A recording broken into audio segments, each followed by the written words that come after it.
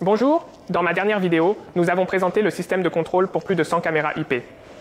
Nous pouvons utiliser un clavier et une souris pour contrôler tous les enregistreurs vidéo en réseau et le serveur PC.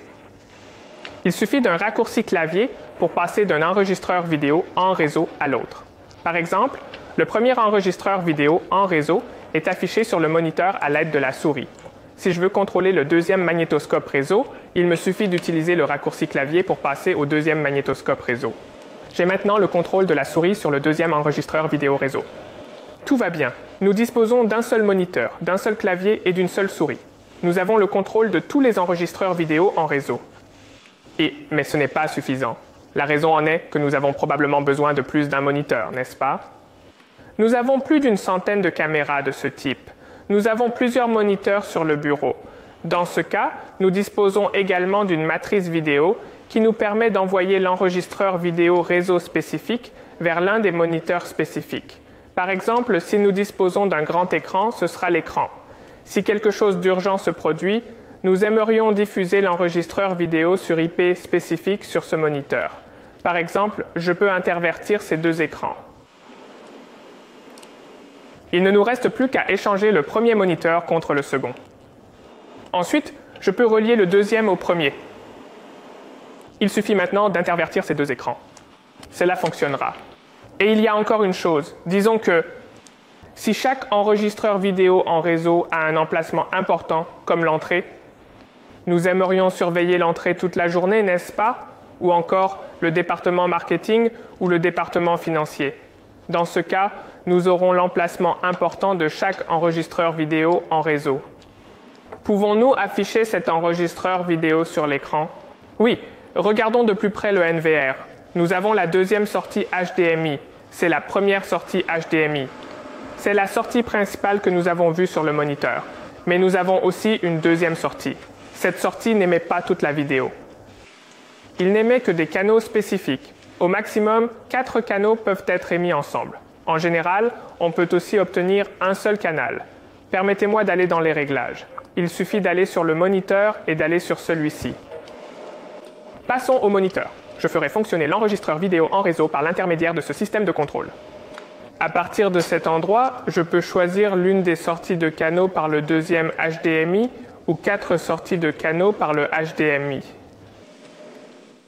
Aucun changement n'est visible car la deuxième sortie n'est pas connectée à ce moniteur.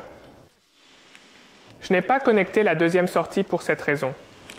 Vous voyez, si nous avons 7 enregistreurs vidéo en réseau, nous avons probablement le hotspot de chacun de ces enregistreurs vidéo en réseau. Et si vous connectez le moniteur à un seul, je veux dire, utiliser un moniteur pour se connecter à un enregistreur vidéo en réseau, il faut donc 7 moniteurs. Cela ne fonctionnera pas si vous avez beaucoup de moniteurs qui reçoivent la sortie du hotspot. Dans ce cas, nous utilisons ce multiviewer HDMI. Le visualiseur multiple HDMI peut prendre 8 entrées HDMI et combinera toutes les vidéos en une seule sortie.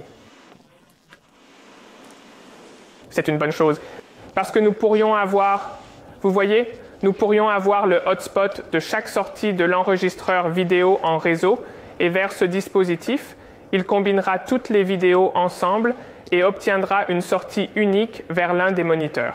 D'accord, permettez-moi d'abord d'échanger cette sortie avec le premier moniteur vidéo.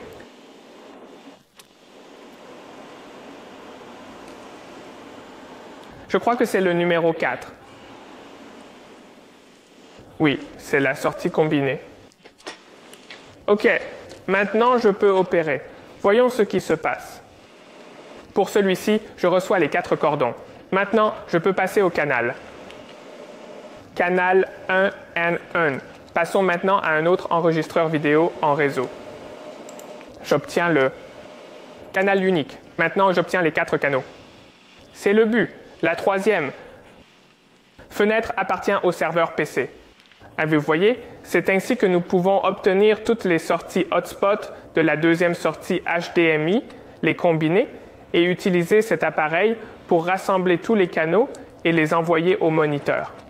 S'il y a un grand écran, vous pouvez simplement assigner ce moniteur au grand écran en utilisant la métrique vidéo comme je viens de le faire. Je peux l'affecter au deuxième. Recommençons.